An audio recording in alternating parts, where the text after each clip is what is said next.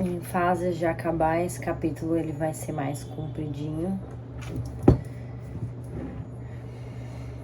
Então é desfrutando e se agarrando aos últimos momentos de leitura desse livro que já está chegando ao seu fim. Triste fim não, né? Ao inverso do início. O inevitável, tudo que começa, acaba. Mas para que outra coisa comece, algo precisa acabar, né? 23. Entrevista por Giovanni Zillon. Não seria um exagero dizer que Gloria Watkins é motivo de muita controvérsia, crítica, elogio e curiosidade em quase todos os setores da comunidade de Yale. Suas aulas este ano receberam o dobro ou o triplo de matrículas esperadas e a sua palestra na Faculdade de Direito, em fevereiro, atraiu tantas pessoas que teve de ser transferida para uma sala maior, ainda incapaz de acomodar a multidão. Como estudante em sua aula de literatura afro-americana no último semestre, logo aprendi que Gloria não é a típica professora de Yale. Como explica nesta entrevista, ela gosta de desafiar tanto os outros como a si própria. É nesse constante desafio das normas sociais que torna Gloria Watkins uma professora inspiradora, uma autora instigante da teoria feminista radical e um ótimo assunto de conversas na hora do jantar.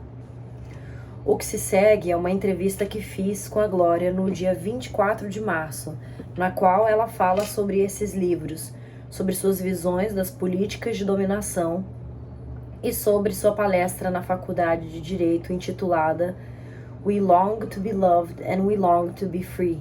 We long to be free and we long to be loved. Nós desejamos ser amados e desejamos ser livres. Nós desejamos ser livres e desejamos ser amados.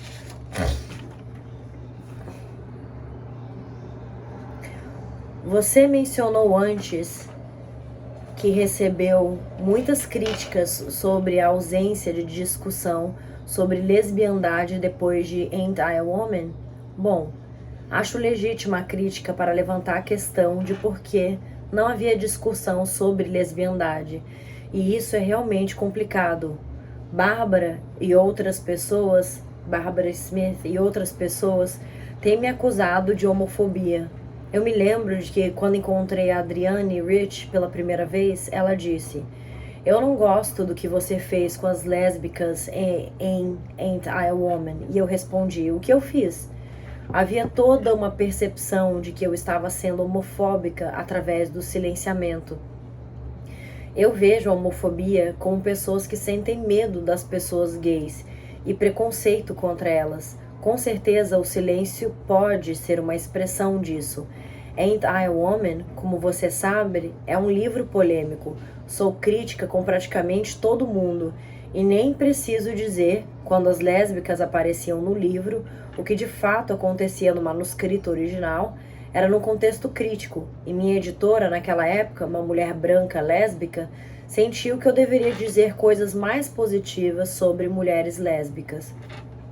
Basicamente, eu criticava toda a equivalência de feminismo e lesbiandade e também levantava a questão sobre as mulheres lésbicas, em certa medida, tinham ou não mais a aprender no movimento feminismo no sentido de construir uma cultura, construir diferentes lugares de encontro e etc.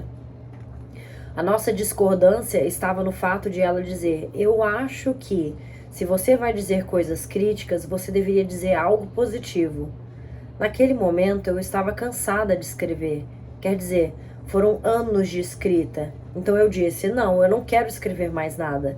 Mas disse também: eu percebo que esta é uma cultura homofóbica e dizer coisas críticas sobre pessoas gays sem dizer coisas positivas de fato leva você a correr o risco de perpetuar a homofobia. Então, tirei todo o comentário em que a palavra gay ou lésbica era utilizada. E aí você tem Cheryl Clark dizendo sobre mim, em Homegirls, Garota de Casa, sabe, Bell Hooks é tão homofóbica que nem consegue pronunciar a palavra lésbica. Não coloquei lésbica antes dos nomes delas. Isso significa que eu as estava silenciando? Eu disse, quer saber? Não coloquei orientação sexual de ninguém antes dos respectivos nomes. Para mim, esses assuntos são todos tão complexos. Eu acho que tinha diferenças ideológicas reais que meio que ficaram obscurecidas sobre uma crítica geral sobre homofobia. Pergunta. Acha que essa crítica te influenciou quando estava escrevendo Feminist Theory from Margin to Center? Porque, obviamente, há muito mais referência à heteronormatividade e à homofobia e como elas afetam. Bell Hooks. Eu acho que uma das coisas com que tive que lidar era que tudo é um processo. Acho que devemos lembrar que comecei a escrever Ain't I a Woman com 19 anos. Escrevi muito em Palo Alto e Wisconsin. E com certeza, no momento em que eu cheguei a Feminist Theory, morando na região de São Francisco, tendo aulas com estudantes predominantemente lésbicas, vivendo meio período com um casal lésbico em São Francisco, quer dizer, toda a minha perspectiva mudou de muitas formas e também se expandiu com todo o processo de aprendizagem e interação. Durante o período em que ensinei na Universidade de São Francisco, eu acho que muitas daquelas experiências deram forma à Feminist Theory. Não quero menosprezar o fato de que eu estava profundamente machucada, como alguém que sempre se viu como anti-homofóbica e lutou sempre, dia a dia, contra a homofobia. Eu estava realmente arrasada. Nunca vou me esquecer de que estava bem para baixo no dia em que fui à livraria e vi Homegirls e virei justamente na página onde Cheryl Clark dizia que eu era muito homofóbica. E comecei a gritar e chorar. Eu me senti muito ferida com o fato de, com base nas análises desse livro, as pessoas começarem simplesmente a fazer essas afirmações incríveis sobre mim como pessoa. Acho que todos nós precisamos ter realmente cuidado quando saímos colocando rótulos como este com base em algo que outra pessoa escreveu, especialmente em algo como Ain't I a Woman, onde o pecado tinha a ver com o que eu não disse e não com o que eu disse. Por exemplo, nenhuma daquelas pessoas que fizeram essas críticas jamais me ligou e perguntou: por que você não fez comentários sobre lesbiandade no seu livro? Pergunta. Vamos falar um pouco sobre a sua palestra na Faculdade de Direito no mês passado. Houve bastante hostilidade declarada ao final, durante o momento de perguntas e respostas, e parecia haver uma certa quantidade de hostilidade em relação à maneira como você abordou o ensaio e o material que está discutindo. Você falou em Feminist Theory sobre como muitas vezes, onde há hostilidade e raiva e lágrimas, isso pode ser uma maneira efetiva de mudar ou ajudar alguém ou a si mesmo a chegar a uma nova perspectiva. Há uma tentativa consciente de sua parte de gerar esse tipo de confronto? De jeito nenhum, Bell Hooks. Sempre há uma tentativa consciente da minha parte de desafiar. Quer dizer, não há sequer um dia da minha vida em que eu não estou me criticando e olhando para mim mesma para ver se minhas políticas nascem da maneira como vivo e da maneira como falo e me apresento. Acho que uma das melhores leituras de Ain't I a Woman para mim veio de uma estudante branca de Santa Cruz, uma estudante de pós-graduação, Katie King, que disse que sentiu que eu estava sempre pedindo às pessoas que mudassem seus paradigmas. E sempre que eu pedia às pessoas para mudarem seus paradigmas, elas respondiam com hostilidade. Nunca senti que estava sendo hostil na palestra da Faculdade de Direito. Senti que demonstrei muito poder. Eu não senti que demonstrei isso com a intenção de dominar, mas realmente demonstrei. Acho que nós, mulheres, temos muita dificuldade com toda a questão da afirmação do poder. Frequentemente sinto que muito da hostilidade que as pessoas sentem em relação a mim existe porque simplesmente vivemos em um mundo onde as mulheres muitas vezes não afirmam o poder. E as pessoas ficam muito irritadas quando as mulheres fazem isso. Também acho. Nossa, eu acho aquela cortina ali muito esquisita. Eu queria tampar pra ficar branco. Porque tem uma parede branca e um cinza ali. O reflexo vai justamente em cima da cortina. Eu vou ficar na frente da cortina. Aí aparece uma porta. Eu concordo com isso. Que eu acho que demonstração de poder vindo das mulheres incomoda, cara.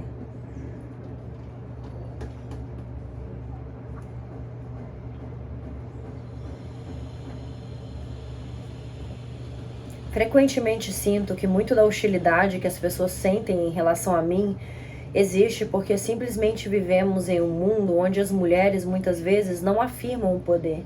E as pessoas ficam muito irritadas quando as mulheres fazem isso. Eu sinto que as mulheres, especialmente, não se permite ter um estilo que não seja de cuidado. Com isso, quero dizer que pessoas vão aplaudir professores homens que têm estilos excêntricos, mas essas mesmas características numa mulher são submetidas a escrutínio real e crítico. Senti que estava sendo muito aberta, complacente e muito vulnerável na palestra.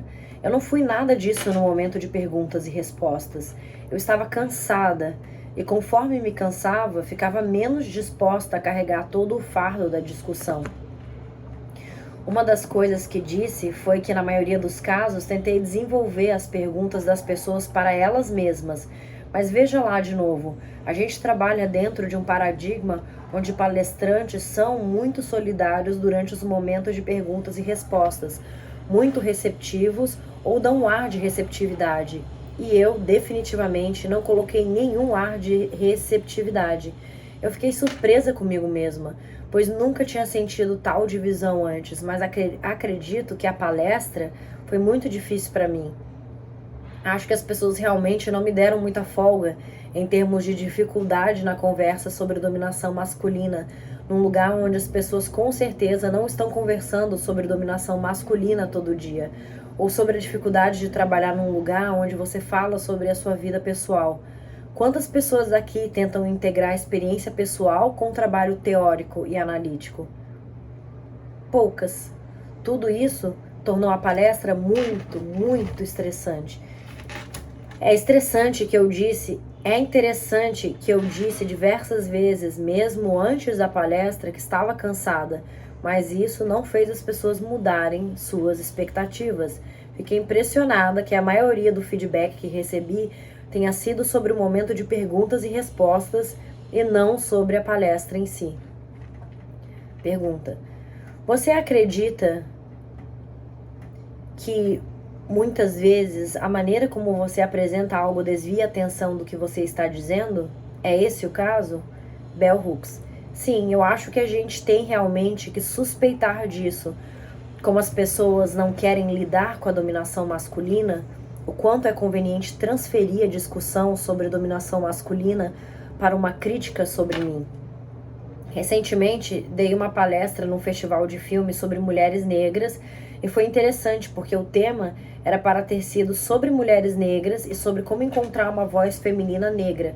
O público e os membros do painel em nenhum momento focaram esses assuntos, mas isso parece lógico numa cultura onde mulheres negras são a base da hierarquia social e econômica. E então eu tive que dizer às pessoas que elas tinham que tirar um minuto e examinar como a gente estava interagindo lá, porque toda vez que o assunto sobre mulheres negras surgia, a gente mudava para outra coisa. Eu queria que examinássemos qual era a nossa própria dificuldade em realmente falar sobre mulheres negras, em levar a sério a experiência das mulheres negras. Isso acontece muito com questões feministas.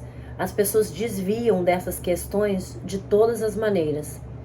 Entrevistadora: você falou em Ain't I a Woman e em Feminist Theory sobre as pessoas sempre te perguntarem o que é mais importante para uma mulher negra, a questão do racismo ou a questão do machismo? E você parece pontuar que elas estão interligadas e são igualmente importantes. Porém, em alguns dos seus argumentos há uma noção de primazia das questões do racismo, que é mais endêmico à nossa sociedade, as estruturas que dominam e oprimem as pessoas.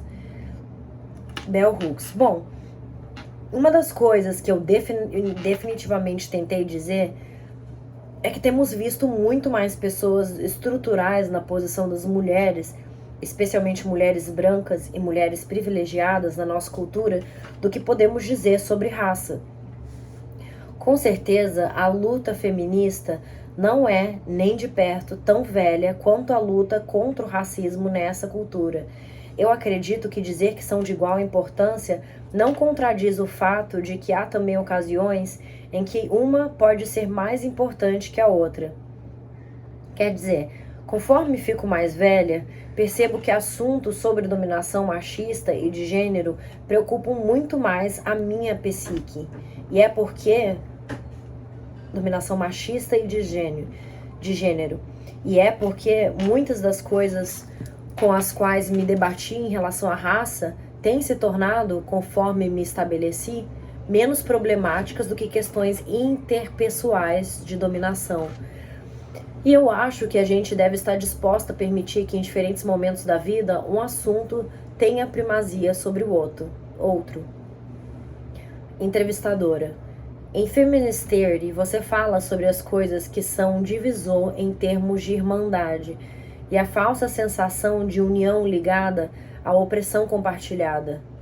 Mas não é essa opressão compartilhada ou essa percepção de opressão compartilhada que une as mulheres ao redor do feminismo, em primeiro lugar? Isso não é necessário? Bell Hooks. Não parece ser, Ivone. Em termos de mulheres negras e brancas, porque nossas noções de opressão são muito diferentes. Ou, vamos dizer, mulheres brancas e mulheres não brancas. Eu acho que, repito, é uma coisa complexa. Volto a pensar em algumas das sessões que tive semana passada, quando o nosso grupo de mulheres negras sentou e conversou sobre coisas diferentes que estavam acontecendo em nossas vidas. Havia um senso de união por causa da similaridade daquelas experiências. Mas eu acho que se tivesse uma mulher branca na sala, o senso daquele compartilhar se modificaria, porque muito do que nós falamos era influenciado tanto pela opressão de raça quanto de sexo. É claro que se pode encontrar uma base de conexão em experiências compartilhadas e experiências de opressão compartilhadas, mas isso não é um tipo de união que realmente vai transcender raça, classe e linhas étnicas. Eu vejo como uma forma de união que ainda pode existir para a gente, mas acho que a gente tem que insistir numa união sobre comprometimento político com o feminismo. E vou te dizer, tendo saído de um forte contexto feminista, tanto de experiência de vida quanto de experiência de trabalho, na Califórnia, aqui, quando entro em ambientes não feministas, a diferença é muito grande para mim. Quer dizer, recentemente eu estava num painel com 2 mulheres que não eram comprometidas com o feminismo. E isso fez diferença em como lidamos umas com as outras enquanto mulheres, e em como a discussão transcorreu. Para mim, é realmente maravilhoso e lindo me ligar às mulheres por um comprometimento compartilhado ao feminismo e com os homens também. Eu gostei desse termo que ela usou, mulheres comprometidas com o feminismo. Entrevistadora. Ou melhor, vou falar Ivone, que é mais fácil, né? Ivone, parece que uma coisa que se repete nos seus argumentos é a ideia de que as mulheres brancas burguesas que estavam envolvidas na organização do feminismo recente, tomando controle, etc., envolveram-se no feminismo como um meio de conseguir acesso aos privilégios que só os homens podiam aproveitar no sistema capitalista. Você fala sobre mulheres que estão no poder não fazerem nada diferente com aquele poder que elas fazem, o que os homens fazem. Você acha que isso é uma falha fundamental no feminismo contemporâneo, que foi fundado como um veículo para as mulheres tirarem mais proveito do sistema capitalista? Bell Hooks. Eu acho importante as pessoas lerem trabalhos como The Radical Future of Liberal Feminism, o futuro radical do feminismo liberal, de Zilla Eisenstein, que tenta documentar o fato de o feminismo ser um movimento liberal e que põe bastante ênfase na reforma. Por exemplo, o movimento dos direitos civis também enfatizou bastante a reforma. E eu acho que tem sido uma tradição que a maioria dos movimentos de reforma sobre o capitalismo, exceto o comunismo ou outros movimentos anticapitalistas, tenha sido como um intento básico a luta por alguns dos privilégios daqueles que estão no poder. Então, dessa maneira, não enxergo o movimento feminista contemporâneo como único, mas ao mesmo tempo, eu bem acho que era uma base para o movimento que automaticamente excluiria muitíssimas pessoas. Olhe, alguns dos gestos simbólicos que vemos nomeando o começo do movimento, a queima dos sutiãs, protestos contra o concurso Miss América, e se nossos gestos simbólicos fossem mulheres numa fábrica protestando pelas condições de trabalho. Isso teria um impacto muito mais radical na nossa consciência do que a imagem de pessoas queimando sutiãs ou outros gestos simbólicos que vieram a ser vistos pela mídia popular como indicativos da direção do movimento feminista. E ainda que as pessoas digam, bom, nunca foi sobre isso, não importa, pois esses se tornaram símbolos que o público de massa conhece. De certo modo, se é assim que as pessoas percebem o feminismo, nós ainda temos que lidar com isso. Por que não escolhemos outros símbolos que teriam sido mais relevantes para nós, em termos de intenção política?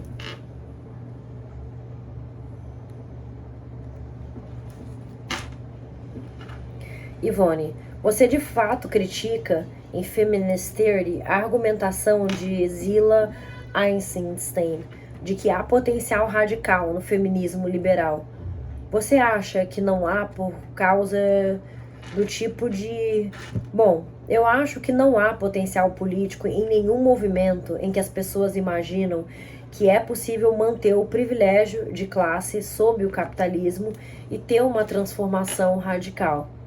Eu acho que tem muitas coisas úteis no livro de Zilla, ou é Zilla que fala, mas simplesmente não vejo sustentação nas ideias que ela apresenta, porque, teoricamente, se a análise dela estivesse certa, a gente estaria testemunhando um avanço radical. E o que estamos testemunhando é justamente o oposto, um retrocesso, um afastamento das questões feministas, e não um empurrão agressivo para o radicalismo, como ela sugere naquele contexto. Ivone, no seu capítulo Repensando a Natureza do Trabalho, você falou sobre o fato de não haver nenhum atrativo nessa ideia de mulheres saindo e conseguindo trabalhos para se libertarem, para as mulheres pobres, mulheres não brancas, mulheres de classe baixa. Isso indica que não há nenhum valor em mulheres que não conseguem manter trabalhos remunerados, estabelecendo certa independência econômica?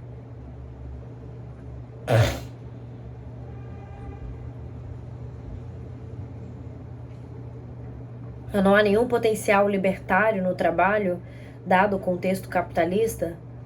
Bell Hooks, o principal que eu estava tentando dizer é que, para as pessoas que trabalham por salários muito baixos, não existe autossuficiência econômica a ser encontrada no trabalho. O fato é que simplesmente não se ganha o suficiente para se viver. Então a noção de que se está de fato trabalhando rumo a algo que te permitirá ter um grau de liberdade de movimento ou liberdade de opções, opções materiais ou outra coisa, não existe para essas pessoas. Não existe a ideia de que o trabalho irá realmente te libertar para ter tempo livre. Vamos dizer que você é casada, você trabalha meio período e se sente oprimida naquele casamento, mas a sua renda conjunta com a do seu marido te permite ter tempo. Tempo para fazer compras, tempo para caminhar no parque, tempo para ler. O que vai te motivar a querer desistir disso?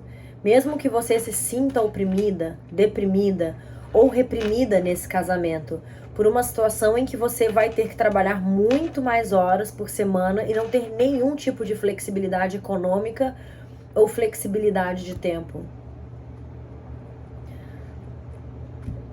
Cara, é isso, né? Muito sábio, Bell Hooks. Você vai sair de uma opressão para ir para outra, porque aquela parceria naquele casamento, pelo menos te dá algum sentimento de estar vivendo a sua vida, né? De fazer uma leitura, de refletir sobre algo, de fazer lá a sua caminhada saudável. Cara, muito complexo a vida, né? Muita luta a ser lutada ainda.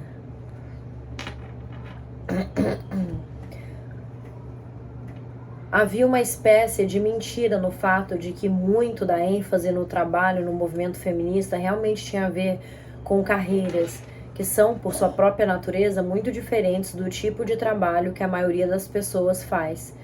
Se você vem para a força de trabalho com um doutorado ou outras habilidades que pode usar, não está falando sobre conseguir um trabalho mal pago de 40 horas semanais. Na minha própria vida, depois de anos recebendo uma renda muito baixa, porque eu estava trabalhando meio período nos últimos 5 ou 6 anos, é excitante agora ter uma renda que me dá flexibilidade, com a qual posso enviar algum dinheiro para casa, fazer uma viagem ou fazer alguma coisa. Esse tipo de trabalho é, eu acho, experimentado como libertário pelas pessoas. Mas com o tipo de trabalho que você faz, onde tem que fazer e no final do mês ainda não tem dinheiro nenhum, a sua vida não mudou de nenhuma maneira significativa. Você simplesmente não experimenta isso como libertário. Pausa. Risos. Não esquece de pôr uma risada aqui. Mais risadas.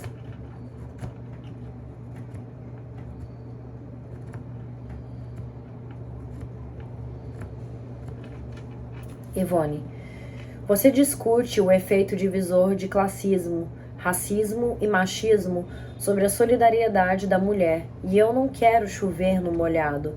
Mas e o heterossexismo? Parece estar evidentemente ausente. Bom, agora eu tenho tido muitas discussões sobre isso. Eu sinto que a crítica sobre heterossexismo, para mim, isso é Bell Hooks, né? É incluída na noção de machismo. Eu não vejo heterossexismo como uma categoria separada, porque acho que o heterossexismo é definitivamente cria do machismo. É cria da opressão de gênero. Quer dizer, quando penso sobre machismo como um tipo de categoria geral de patriarcado, eu tendo a pensar sobre isso como de fato englobando todos esses subtítulos, como homofobia. Quer dizer, se você quer ter este pequeno mundo onde homens e mulheres se casam como parte da sua visão machista, então acho que a homofobia vai ser necessariamente um dos modos de pensamento que você vai encorajar. Eu tenho discutido com pessoas que realmente sentem que uma coisa simplesmente não abarca a outra. Acho que a gente não tem insistido na realidade de que o heterossexismo é uma dimensão central do que é o machismo. Ivone, mas isso, em suas manifestações específicas, em termos de divisão entre as mulheres, não mereceria alguma menção explícita? Bell Hooks. Sim, acho que as argumentações que construí certamente teriam sido fortalecidas falando sobre o que... Eu gosto muito dos termos identidade como mulher e... Desculpa. Eu gosto muito dos termos identificada como mulher e identificado como homem. Não em termos indicativos de orientação sexual, mas em termos de quem você põe no centro das suas ações. Sua noção de eu, ou o que quer que se tenha. Eu me lembro, em uma das minhas aulas na Califórnia, de que os alunos estavam lamentando que eu não tinha uma identidade lésbica. E alguns deles diziam que se sentiam realmente mal porque achavam que uma feminista forte como eu deveria ser lésbica. Beth, a mulher negra lésbica com quem eu morava, dizia, Glória é uma mulher que se identifica como mulher cujos interesses afetivos se encontram em um homem. Acho que o sentido geral do sentimento de se importar com todas as mulheres de sempre que você vira uma mulher em dificuldade, você sente algum tipo de senso de unidade, é o que penso quando penso sobre me identificar como mulher. Sempre que estou em círculos não feministas, falando, eu realmente consigo ter noção do que é isso, em termos de mulheres cuidando de mulheres, em termos de mulheres reconhecendo mulheres. Nesse congresso ao qual fui recentemente, fiquei surpresa com como as diferentes mulheres, membros do painel, nunca olhavam umas para as outras. Elas olhavam diretamente para os homens, falavam com os homens e serviam aos interesses dos homens. Se nós todas fôssemos identificadas como mulheres naquela sala, no Festival de Filmes de Mulheres Negras, não estaríamos sofrendo com a questão de por que não podíamos pôr mulheres negras no centro do discurso. A noção de que a verdadeira feminista é uma lésbica veio de todo esse sentimento sobre o que significa ser identificada como mulher. Como você provavelmente sabe, há muitas mulheres lésbicas que não sentem essa noção de solidariedade política com mulheres. Ivone. E você discutiu na sua palestra na Faculdade de Direito sobre lésbicas que se sentem como homem e assumem esses acessórios de poder. É essa a mulher identificada como homem? Bom, eu costumava falar com bons amigos sobre essas mulheres. A gente costumava chamá-las de garotinhas do papai, porque muitas delas eram mulheres que cresceram se identificando com os pais e realmente odiando as mães. Quer dizer, eu conheço uma mulher assim que sempre dizia que não suportava a incapacidade da mãe. Seu modelo de poder vinha do pai. E é possível encontrar mulheres assim por aí. Elas podem fazer sexo com mulheres, mas muitos dos seus bons amigos são homens. E de fato, elas sentem uma identificação mais forte com homens do que com mulheres. E de algum modo elas se tornam homens honorários que, como homens, dormem com mulheres, mas que de fato não têm um sentimento de respeito por mulheres em geral. E de fato podem ter um tremendo senso de desprezo com relação a qualquer mulher que não tem o mesmo estilo de força e determinação.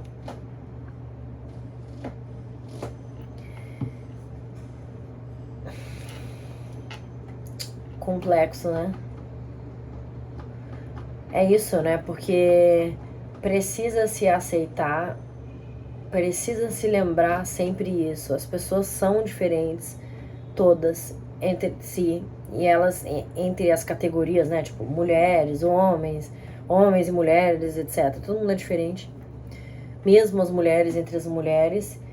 E aí, eu não posso admirar apenas as mulheres que eu penso, são todas fortes, são todas corajosas, são todas, tipo, proativas. Tem a mulher que não é assim, eu preciso também encontrar a beleza dela, apoiar ela.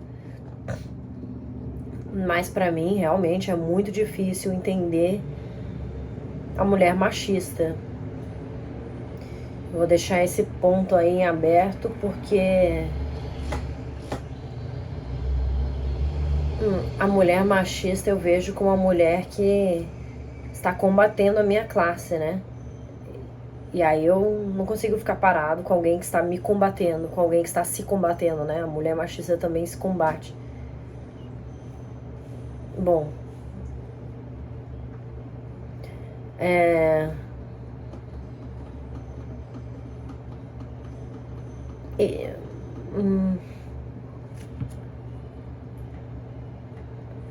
eu me lembro do período da minha vida em que eu pensava que queria que as pessoas me levassem mais a sério, como aluna de graduação. Senti uma necessidade real de, por exemplo, ter cabelo curto e vestir um certo tipo de roupa que não sugerisse sensualidade ou sexualidade. Quer dizer, uma das coisas que eu dizia era que a maioria das roupas masculinas não evocava sexualidade ou sensualidade, especialmente se pensarmos sobre as cores das roupas masculinas. Tome, por exemplo, o terno como um símbolo. um símbolo de vestimenta do poder masculino, ou até mesmo, por exemplo, o tipo de roupa sobre o qual eu estava falando na minha palestra. Os uniformes dos homens da classe trabalhadora. O meu pai foi zelador nos Correios da nossa cidade por mais de 30 anos, e a roupa que ele sempre usava era marronzada. Não há nenhuma sugestão de sexualidade e sensualidade naquela vestimenta. De certo modo, uma das coisas que sabemos é que é papel da mulher ser sexual e sensual, e é papel do homem, sob o patriarcado e dentro do machismo, conquistar essa sexualidade.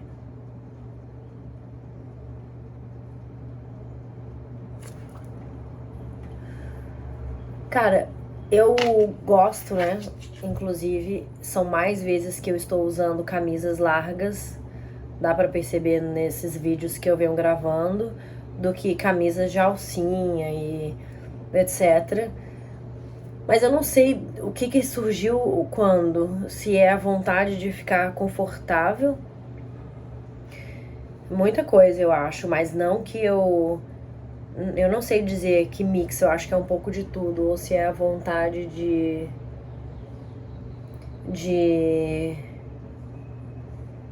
cultivar o mistério. Eu tenho essa coisa, né, inevitável. Eu gosto do mistério, eu gosto do que se descobre, na verdade. Eu gosto de dar oportunidade para que a pessoa que também gosta, para que a pessoa que também goste de descobrir tenha o que descobrir.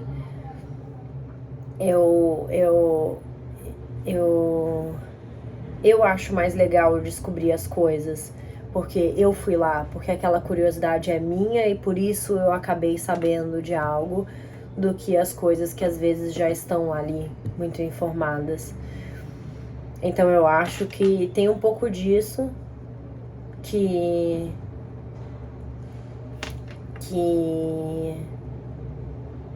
às vezes não usar roupas que aparentam muito sobre como você é, são interessantes porque dá ao outro essa oportunidade da descoberta, né? Mas com certeza eu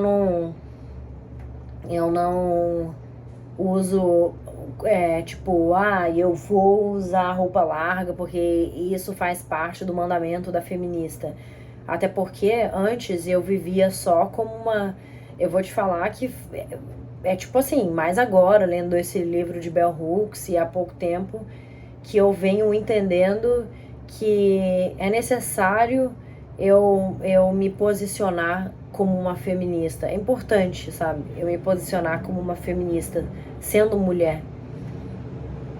E eu não me posicionava, eu falava que eu não era feminista, eu falava que eu só era realista. E que por ser realista, eu como mulher não ia adotar atitudes machistas, porque isso obviamente vai contra a mulher, vai contra a liberdade da mulher e etc. Eu sempre dizia isso, que eu não era nada. Eu com certeza não era machista, mas o que eu queria era o equilíbrio. E o equilíbrio tinha muita cara, tipo assim, o equilíbrio tendia a ter um nome que seria feminista, mas no mundo em que não houvesse nomes, eu só seria a pessoa buscando o equilíbrio. Que na verdade isso tem nome e é feminista, mas eu nunca vesti roupa larga. E o cabelo curto, eu tinha o cabelo muito comprido, né? Eu tinha o cabelo literalmente até a bunda. Eu media ele na fita métrica e dava tipo 1 metro de cabelo. E eu cortei o meu cabelo de verdade por revolta, assim. Não por, novamente, essa minha rebelião interna que acabou sim sendo uma revolta da ditadura machista, uma revolta contra a ditadura machista. Que eu terminei esse relacionamento e enquanto eu namorava essa pessoa, esse homem, ele falava pra mim que... E isso já na minha adolescência, eu já tinha escutado outras pessoas falando, uma outra pessoa que eu tinha me relacionado, ele falava, não, padrão de mulher bonita com certeza é um cabelo na bunda. Na época eu morava em Minas Gerais, e em Minas Gerais tem muito isso. Cara, quem vai em Minas Gerais, hoje eu moro no Rio, e existe uma variedade maior de mulheres com cabelo Chanel, de cabelo curtos, de outros tamanhos de cabelo, mas em Minas, na cidade que eu morava, todo mundo, todas as mulheres tinham o cabelo na bunda e o cabelo alisado. Todo mundo, era o grande padrão de beleza. E aí essa pessoa falava pra mim também, não, claro que a mulher bonita, a mulher ideal tem que ter aquele cabelo batendo na bunda, né? É o que faz da mulher feminina. E aí eu ficava muito com isso na cabeça e aconteceu naturalmente, talvez inconscientemente, aconteceu e o meu cabelo era comprido, era liso e era na bunda. E aí, beleza, eu comecei a namorar essa pessoa e meu cabelo já era desse padrãozinho, né? E aí chegou um momento que esse meu cabelo começou a me irritar muito. Porque eu gosto de mudar, eu tenho a necessidade de mudar, manter as coisas sempre da mesma maneira, às vezes me deixa com tédio, tipo, eu quero fazer alguma mudança. E geralmente quem sofre é o meu cabelo. E tinha muito tempo que eu não mexia no meu cabelo pra manter ele esse cabelo comprido. E caraca, eu tô falando pra caralho no meio da leitura. Vou encurtar. E aí, eu comecei a mencionar que eu queria cortar o meu cabelo, porque eu pratico esporte como profissão e todo dia eu corro. E aí quando eu me metia na floresta pra correr, ficar com aquele cabelo imenso, passando em cerca, agarrando em planta, em árvore, achava horroroso. E eu queria, de repente começou a ficar perturbador e eu queria cortar. E aí eu falava isso que eu queria cortar. E aí ele me falou assim, não corta que você vai ficar feia. E depois que você cortar o seu cabelo, você vai... E olha que eu só queria cortar, tipo, Chanel, né? Cortar ele curto. Nem era cortar do jeito que eu acabei cortando. E aí ele falou assim, quando você cortar o seu cabelo, você vai ficar feia. E você vai se olhar no espelho, vai chorar. E tudo que eu vou poder falar é, eu te falei. Nossa. Aí eu falei, não é possível que eu, se cortar o meu cabelo, vou ser feia. E ele tem cabelo curto e é bonitão. E eu sou escravizado de um cabelo comprido, com esse medo de cortar e me tornar uma mulher feia, menos bonita, menos quista. Nossa, isso ficou me incomodando muito. E aí eu cortei médio. E aí, ok, né? Não, obviamente não chorei e continuamos o nosso relacionamento e tal. Depois outras coisas aconteceram e eu terminei esse relacionamento. E aí eu fiquei, foda-se o mundo, cortei ele careca. E eu acho que era esse mix de sentimentos de que é um direito que eu tenho de poder deixar o meu cabelo no comprimento que eu quiser, no comprimento que eu quiser, e não me sentir feia por isso, porque tem um batalhão de homens a todo momento, em todo lugar, nós olhamos os homens de cabelos curtos e eu duvido que um deles está pensando, nossa, eu sou tão feio, eu só não deixo meu cabelo crescer porque... Claro que não, eles se sentem cabelinho na régua, sabe, bonitão com cabelo curto e eu vou ficar feia agora, se eu cortar meu cabelo. E aí... bom, e aí é isso. Foi isso. Nem lembro porque eu comecei a falar isso. Sim, sobre esse padrão, né? Porque eu sou feminista, eu tenho que ter o cabelo curto. Não, acabou acontecendo como uma experimentação de liberdade, um sentimento que eu queria ter comigo. Que eu não ia ser escrava de uma ditadura, eu não ia me sentir menos ou mais bonita ou menos por causa de um cabelo, sabe? E aí isso acabou acontecendo naturalmente com outras questões, porque é aquilo, né? Basta você parar um tempinho para refletir, e isso foi acontecendo naturalmente com as unhas, que eu era inconcebível antes de sair sem unha feita. E, gente, por que eu tenho que me sentir feia sem a unha feita e todo homem tá aí se sentindo bonito? Por que eu não tenho esse direito de me sentir bonita? Por que eu preciso me sentir feia e ele tá à vontade, assim, sabe? É uma injustiça social tão grande que o padrão de beleza impõe nas mulheres, né? O padrão machista de beleza. a ditadura machista de beleza sobre mulheres, e a gente vai engolindo tudo isso, cara, sem refletir que na verdade faz o menor sentido. É um divisor de águas muito bom, é um filtro muito bom você ser natural e conseguir eliminar também da sua vida as pessoas que não te veem como bonitas porque você não está com a unha feita. Você poder ser assim e você poder ser aceita por pessoas que entendem da mesma forma, já te deixa num ambiente, num convívio muito mais saudável. É a mesma coisa com maquiagem. Nossa, era inconcebível sair. Quando eu morava em Minas, eu não ia pro trabalho um dia que fosse sem maquiagem. Então imagina, você ter que acordar mais cedo para poder passar maquiagem. Era uma escravidão sem fim, né? E aí eu comecei a vir pro Rio, com o tempo comecei a não ir. Nossa, hoje eu me sinto com muita vergonha, que eu já me posicionei na frente de colegas no trabalho aqui no Rio falando, não, eu acho que sim. Eu acho que que eu falava que era tipo, é um mínimo de capricho, era alguma coisa, um sinônimo assim de capricho. É um mínimo de capricho, né? É como se fosse passar o uniforme, engraxar o sapato.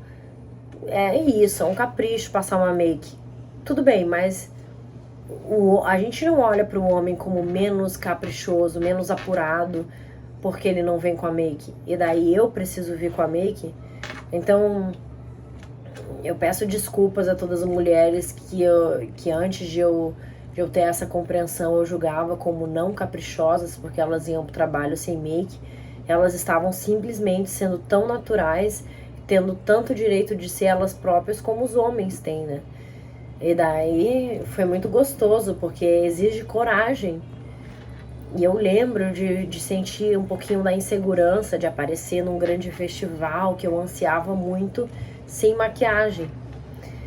E eu ficava, sabe, com esse... será que as pessoas vão me notar menos no rolê? Será que eu vou... rolê, né? Eles falam que o carioca tem que falar rolê.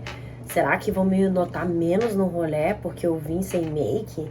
Eu vou chamar menos atenção? Eu estou me desfavorecendo? E por incrível que pareça, o mundo continua girando. Você continua sendo percebida sem maquiagem, sem a unha feita e por aí vai, né? É muito gostoso poder sair dessa corrente, né? Do padrão de beleza machista. É gostoso, é bom. Você, mulher que ainda é escrava disso, experimente, é libertador. E aí, com isso eu quero dizer que eu não sou uma extremista, todo extremismo é perigoso. Eu não, do mesmo jeito que eu não acho que os homens são proibidos de usar maquiagem, eu também não acho que eu sou proibida de usar maquiagem.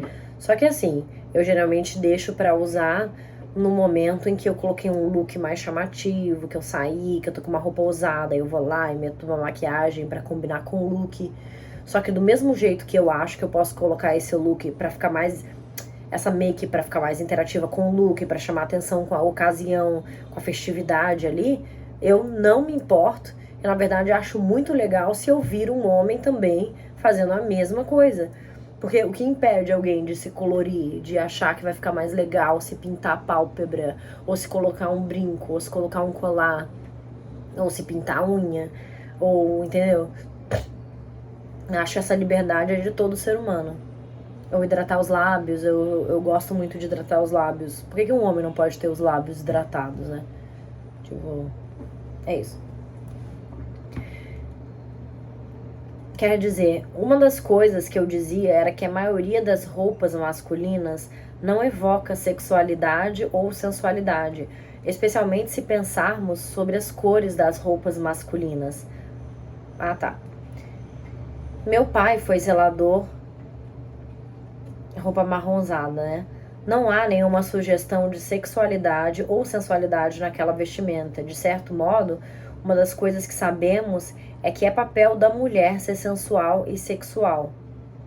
E é papel do homem, sob o patriarcado e dentro do machismo, conquistar essa sexualidade. Sei que quando queria ser levada a sério como pensadora, mulher jovem, intelectual, eu sentia necessidade de meio que destruir os sinais da sensualidade e sexualidade na minha vestimenta. Foi realmente um grande movimento para mim, porque você sabe o quanto eu me interesso por moda. Quando eu estava na Espanha, em Barcelona, certa noite, uns verões atrás, e os garis estavam lá na rua, todos eles vestiam uniformes alaranjados brilhantes. E eu fiquei super empolgada. Eu me lembro, quando criança, de que nunca gostei dos garis porque eu os via, de algum modo, como pessoas sujas. Um dos muitos artigos que eu quero escrever sobre moda tem a ver com o quanto, nesta cultura, nós meio que fazemos do trabalho a personalidade de uma pessoa. Fiquei feliz quando vi aqueles homens porque pareciam brilhantes, pareciam alegres, pareciam com pessoas para quem você podia olhar. Geralmente o uniforme deles é meio cinza, é amarronzado, e não é algo convidativo, porque não é algo que os separa da tarefa que estão fazendo. E nos lembra da sua humanidade e dignidade como pessoas. Então nisso o Brasil acerta, porque os nossos garis também usam laranja. Muito da sua análise... Ivone. Muito da sua análise se volta a como o capitalismo fundamenta sistemas de opressão. Me corrija se eu estiver errada. Então é uma questão de desmantelar o capitalismo ou é uma questão de desmantelar cada um dos sistemas de opressão? Bell Hooks. Bom, sim, eu vou discordar de você. Eu acho que muito da minha análise se volta a uma insistência sobre sistemas interligados de dominação, algo ao qual ocasionalmente me refiro como políticas de dominação. Acho que o capitalismo é simplesmente uma manifestação desta política de dominação. Acho que qualquer forma de socialismo que sobrepõe valores materiais a valores humanos pode ser também integrada num sistema de dominação. Dessa forma, não acho que o capitalismo é o único mal que vamos eliminá-lo, mas com certeza acho que é parte central deste sistema de dominação que tem que ser desmantelado. Ivone, então quando você fala sobre essa política de dominação, que se refere a todos esses sistemas interligados de opressão, Bell Hooks, e também se refere à base ideológica que eles compartilham, que é uma crença da dominação e uma crença nas noções de superioridade e inferioridade, componentes de todos esses sistemas. Para mim, é como uma casa. Eles compartilham da fundação, mas a fundação é a crença ideológica em torno da qual noções de dominação são construídas. Uma delas, da qual falo muito durante minhas aulas, é o dualismo metafísico ocidental. Toda a noção de bom e mal, maligno, o triunfo do bem sobre o mal e todos esses tipos de noções. Ivone, e sobre a pergunta de Matt Hamabata, professor de Sociologia, ao final da sua palestra da Faculdade de Direito, por que os homens deveriam querer mudar? Quer dizer, o que eles investem nisso? Bell Hooks, sabe, o que realmente me pegou em relação àquela questão, pensei nisso por dias, é que tantas pessoas expressem essa noção real, é inflexível de que os homens nunca vão mudar. Daí pensei, você poderia imaginar o desespero das pessoas negras sobre a escravidão se tivessem acreditado que não haveria nada naquele sistema que pudesse mudar, que nada mudaria em relação às pessoas brancas como um grupo ou como indivíduos? E me parece que uma das minhas frases favoritas, que digo muito, mas que não disse naquela noite porque estava muito cansada, é toda a noção de que o que não conseguimos imaginar não pode acontecer.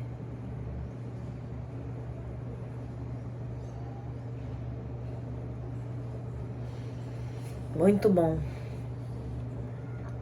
Sinto que temos que acreditar que os homens podem mudar. E acredito profundamente que há casos individuais de homens mudando. Não podemos desacreditar dessa realidade, insistindo que, para essas pessoas, não há nada a perder, que não há esperança de que possam mudar. Quer dizer, de certo modo, foi muito irônico que o Matthew Amabata tenha perguntado isso. O próprio fato de um homem como ele ter nascido neste mundo num ambiente favorável à sua identificação com mulheres e com a luta das mulheres pela liberdade, para mim é um indicador da possibilidade de mudança. Eu não sei, mas eu acho extremamente atraente quando um homem que tem toda uma estrutura machista que favorece a existência dele, quando ele que tá ali na mordomia pensa, cara, eu vou lutar pela igualdade mesmo que isso tire meus privilégios. Isso me deixa extremamente encantada. E tem essa música que que a Elza Soares canta, que é aquela ai meu Deus, aquela 190, sabe? Aquela música sobre contra a agressão. Cadê meu celular? Eu vou ligar para Cadê meu celular? Eu vou ligar para 190. É 190, né? Não tô falando besteira. Eu amo essa música. Vou entregar seu nome e falar o seu endereço. Aqui você não entra mais, eu falo que não te conheço. E jogo água fervendo se você se aventurar. Eu amo essa música. Eu achava que ela que tinha composto e na verdade não. Foi um homem quem compôs. Isso me deixou bem feliz também. Porque, cara, um homem que criou uma música para mulheres, para ajudar a conscientização feminina, as mulheres oprimidas, a, sabe, ficar martelando isso na cabeça dela, não aceitar comportamento de homem agressor, para ajudar ela a criar aquela coragem interior, de deixar ele constrangido, o macho covarde, constrangido de agredir a mulher que tem menos força, né, que tá dentro daquela casa com ele, e de criar nela o instinto de ligar para a polícia, de pedir ajuda. Bom, amei até de ter descoberto que quem fez ela foi um homem, né? Muito bom. Acredito sim na mudança, que os homens podem querer mudar sim. Ivone, bom, então o Matt continuou a pergunta, depois que você fez a comparação de pessoas brancas terem mudado, e ele disse, bom, eu não vejo pessoas brancas desistindo do reinado de poder, sério. Pode haver enormes mudanças, mas o patriarcado capitalista de supremacia branca ainda permanece intacto. Bell Hooks. Isso é verdade, mas não acho que significa que vamos parar de enfrentar o sistema, ou que vamos desistir da esperança de que vá se alterar, ou que vá ser alterado. Vamos dizer, porque não vai ser transformado. Vamos dizer, porque não vai se transformar sozinho. Eu não acho também que tenhamos que ver a mudança necessariamente como aqueles com privilégio desistindo do privilégio. Pode ser aqueles com privilégio tendo seus privilégios retirados pelas massas de pessoas que não compartilham deles. E certamente vemos isso acontecendo nas lutas revolucionárias ao redor do planeta. Vemos um compromisso por parte das pessoas oprimidas em lugares como Nicarágua e El Salvador de lutar e tornar a vida muito diferente e muito difícil para os que têm privilégio e oprimem. Mas a palestra dizia que já há homens que estão sofrendo, e me parece que a transformação feminista poderia ser uma maneira de sair desta dor. Agora, se os homens vão ou não adotar essa saída, acho que eu tenderia a me sentir muito negativa em relação a isso, mas ainda acho que temos que insistir nisso como um espaço e um lugar para mudanças. Fim da entrevista.